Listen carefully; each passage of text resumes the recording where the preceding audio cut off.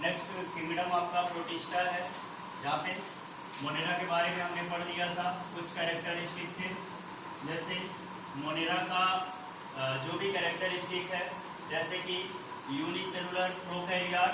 उसके बाद next kingdom हमारा प्रोटिस्टा का है, तो ये है यूनिसेलुलर और यूकैरियोट एनिमल्स। ठीक है, तो पहला पॉइंट हमको इसमें क्या मिला प्रोटिस्टा में, इसमें जो भी मेंबर होंगे वो यूनिसेलुलर होंगे, एकल कोशिकीय और यूकैरियोटिक होंगे। मतलब कि इनके सेल में न्यूक्लियस पाया जाएगा। ठीक, पहला क्राइटेरिया इसका। दूसरी बात इसमें ये है कि जितने भी प्रोटिस्ट होंगे उनकी जो बाउंड्री होगी, मतलब कि जो लिमिटेशन होगी, जो उसकी लास्ट सीमा होगी, वो वेल डिफाइंड नहीं होती। इसका मतलब कुछ साइंटिस्ट ऐसे हैं जो कि उसको प्लांट में रखते हैं, और कुछ साइंटिस्ट ऐसे हैं जो कि इसको एनिमल में रखना चाहते हैं। अभी कुछ का एग्जांपल हम देखेंगे, जैसे कि अभी इसी प्रोटिस्ट में आपका क्राइसोफाइटा आएगा, पायरेनोफाइटा आएगा, फिर उसके बाद यूग्लिनॉइड आएगा। सब में हम देखेंगे किसी की बाउंड्री लिमिट में नहीं है। ठीक है, तो वहाँ पे क्या होता है, कुछ साइंटिस्ट ऐसे हैं जो कि उसको प्लांट में रखते हैं, कुछ ऐसे हैं जो उसको एनिमल में रखते हैं। तो दूसरे नंबर का बात आता है ये boundaries of this kingdom are not well defined. इसकी बाउंड्री वेल डिफाइंड नहीं होती। और याद रखना ये कनेक्टिंग लिंक है, it is a connecting link between prokaryotic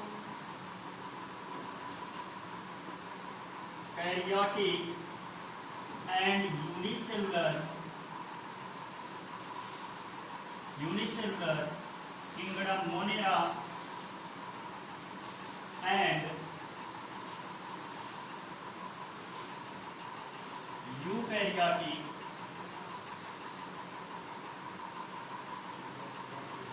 multicellular kingdom fungi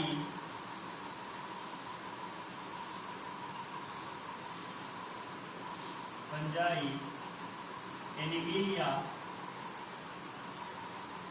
and plantae. देखो इसका मतलब क्या है, it is a connecting link. ये एक कनेक्टिंग लिंक है जो कि प्रोकैरियोट यूनिसेलुलर मोनेरा को जोड़ती है, किससे, eukaryotic multicellular kingdom fungi Animalia plant. ठीक है, हमने क्या किया था, चार्ट का पूरा केस स्टडी किया था। मोनेरा को इधर रखा था, प्रोटिस्टा को इधर रखा था, फंजाई एनिमिलिया प्लांटी। याद आ रहा है कुछ? उसके बाद मोनेरा में हमने देखा था यहाँ पे इस साइड में कि वो कैसे थे, प्रोकैरियोट थे, और कैसे थे, यूनिसेलुलर थे।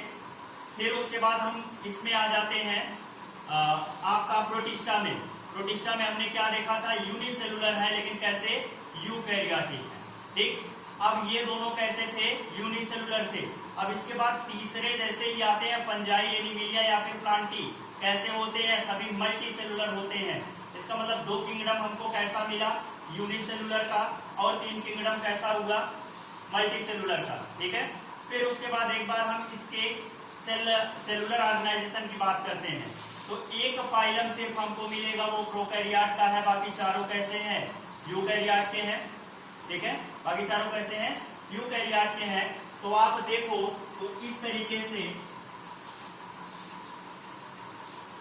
यूनिसेलुलर लिखते चलना, प्रोकैरियोटिक ये कौन सा है, मोनेरा, और बीच में कौन सा आ जाएगा जो कि कनेक्टिंग लिंक है, प्रोटिस्टा। कैसा होता है, यूनिसेलुलर और कैसा होता है यूकैरियोट, यूनिसेलुलर यूकैरियोट। अब इससे इधर जितने भी आएंगे कौन कौन से बचे, फंजाई, एनिमिलिया और प्लांटी, सभी कैसे हैं, मल्टी सेलुलर। ठीक, सभी मल्टी सेलुलर। तो यहाँ पे देखो बीच का आ रहा है कि नहीं, बीच की कड़ी आ रही है कि नहीं, या भाई ये यूनिसेलुलर है, ये मल्टी सेलुलर है। ठीक है, ये प्रोकैरियोट है, ये यूकैरियोट है, बाकी सभी यूकैरियोट है। तो कहीं ना कहीं देखें तो ये जो प्रोटिस्टा है आपका, वो एक प्रकार से कनेक्टिंग लिंक है मोनेरा का और मल्टीसेलुलर फंजाई, एनिमिलिया और प्लांटी का। ठीक है, ये तो कैरेक्टर है प्रोटिस्टा के। थोड़ा सा हम प्रोटिस्टा को डिवाइड कर लेते हैं, डिवाइड करते हैं। प्रोटिस्टा का डिवीजन होता है 5 पार्ट में, 5 पार्ट में प्रोटिस्टा को डिवाइड होता है। ये इंक्लूड होते हैं क्राइसोफाइटा, पायरेनोफाइटा, यूग्लिनॉइड, स्लेमोइड्स और एक लास्ट है आपका प्रोटोजोअल। ठीक, डिवीजन हम देखते हैं प्रोटिस्टा को। प्रोटिस्टा को मेनली भी डिवाइड किया गया है 3 पार्ट में। सबसे पहले फोटोसिंथेटिक प्रोटिस्ट, जो फोटोसिंथेटिक होंगे उनका मोड ऑफ न्यूट्रिशन कैसा होगा, आइटोट्रॉपिक, स्वपोषी होंगे, आइटोट्रॉपिक mode of nutrition.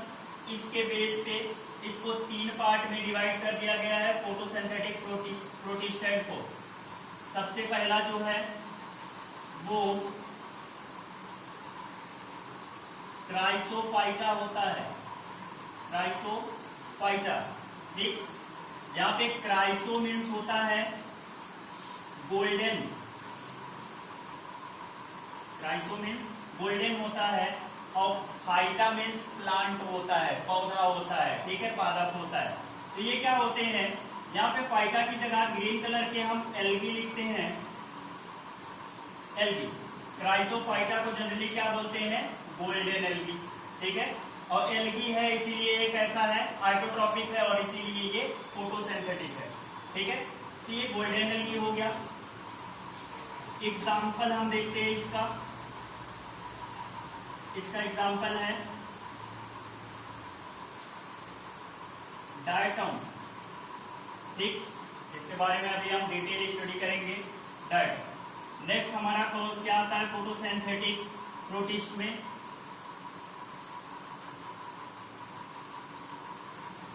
पायरेनोफाइटा।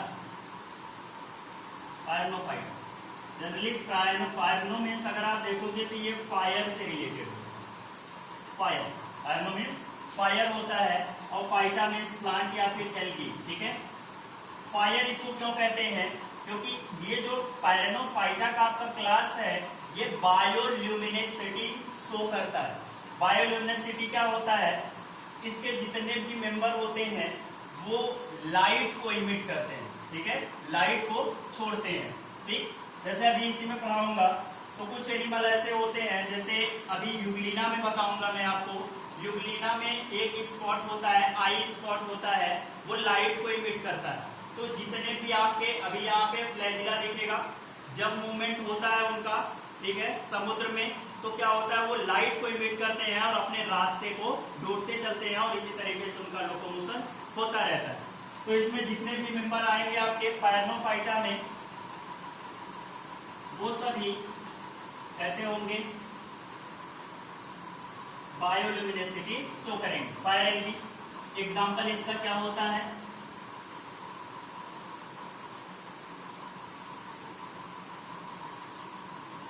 Dinoflagellate, dinoflagellate. दूसरा एग्जांपल है गोन्यूलेक्स। गोन्यूलेक्स को जनरली हम रेड टाइड के नाम से जानते हैं। गोन्यूलेक्स क्या होता है, इसमें जब मल्टीप्लिकेशन होता है, मल्टीप्लिकेशन मीन्स क्या होता है, ढेर सारी कॉपी बना लेना, ठीक है। जब ये समुद्र में रहते हैं गॉन्यूलेक्स, तो ये रेड कलर के होते हैं, इसमें पिगमेंट पाया जाता है रेड कलर का। तो जब ये मल्टीप्लाई करते हैं तो पूरा का पूरा जो समुद्र होता है वो रेड कलर का हो जाता है, ठीक है। और इसीलिए इसको रेड टाइड के नाम से भी जानते हैं। थर्ड ग्रुप आपका क्या है? फर्स्ट है क्राइसोफाइटा, सेकंड पायरेनोफाइटा, और थर्ड ग्रुप आपका है यूग्लिनोफाइटा।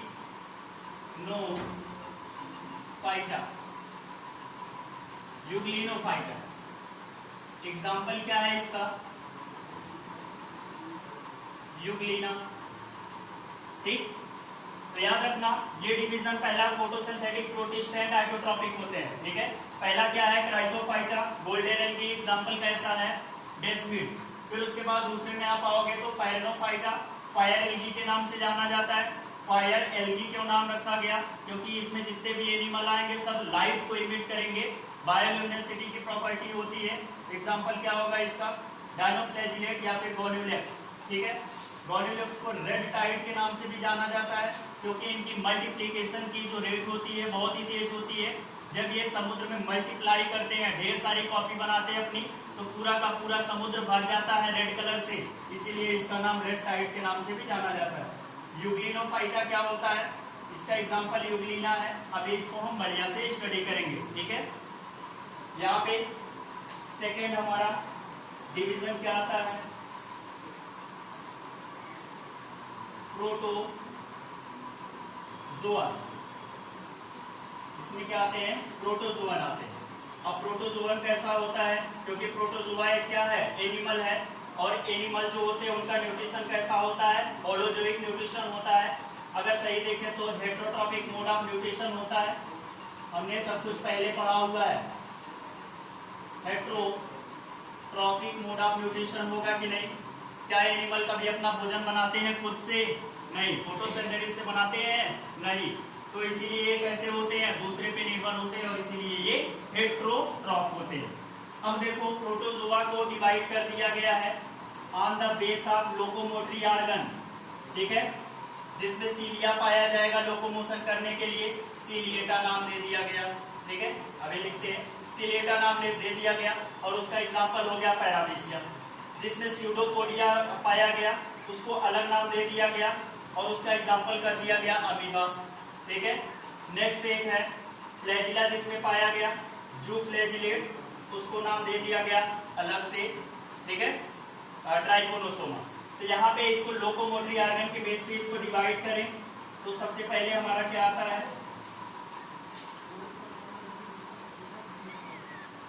सीलिएटा। सीलिएटा मतलब सीलिएटा में क्या प्रेजेंट होगा?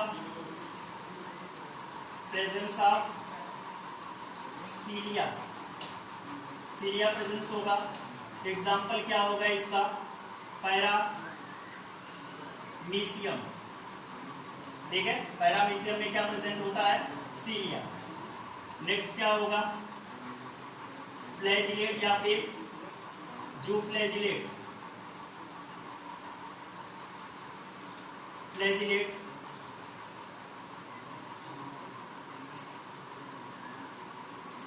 Flagellate, okay.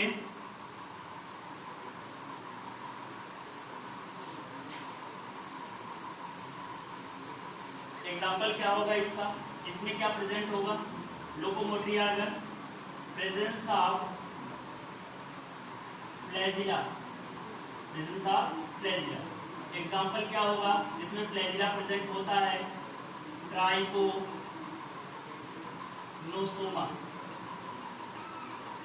Clear. Next one आपका बचता है सार्कोडीना। सभी क्लासेस हैं सार्कोडीना। इसमें क्या प्रेजेंस होते हैं लोकोमोशन करने के लिए? स्यूडोपोडिया।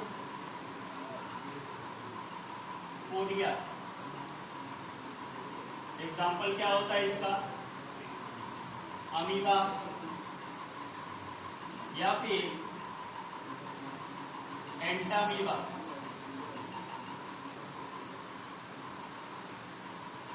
सेकेंड डिवीजन आपका इसी पे थर्ड डिवीजन भी किया गया है। तीसरा डिवीजन क्या है यहाँ पे, सेप्रोफाइट। सेप्रोफाइट, ठीक। सेप्रोफाइट क्या होते हैं, न्यूट्रिशन थ्रू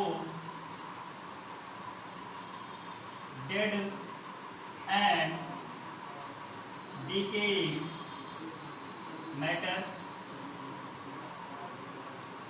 सेप्रोफिटिक क्या होते हैं, सेप्रोफाइट क्या होते हैं, जो अपना भोजन किसी डेड और डिकेइंग मैटर से लेते हैं, ठीक है।